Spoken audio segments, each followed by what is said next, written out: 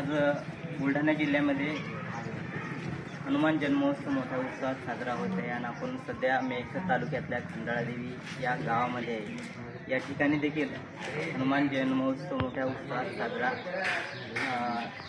भाविक करीत आहे आणि या ठिकाणी जे हनुमान जन्मोत्सव निमित्त रामनवमी निमित्ताचे जे सोंग राहतात या ठिकाणी नागरिक करीत आहे। आपण या नागरिकांशी देखील चर्चा करणार आहोत।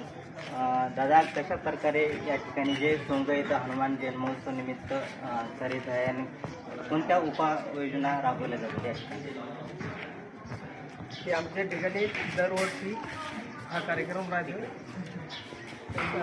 हा कार्यक्रम असा असतो की पूर्ण गावकरी मंडळी म्हणजे सरपंच उपसरपंच मेंबर गावकरी सगळे आमचे साथीदार राहतात की पूर्ण गाव एक रात्रभर जागी राहतो आणि आम्ही हे कार्यक्रम हनुमान जयंतीनिमित्त करीत असतो। आणि आमच्या गावात एकदाच कार्यक्रम नसतो, दरवर्षी प्रमाणे हो राहते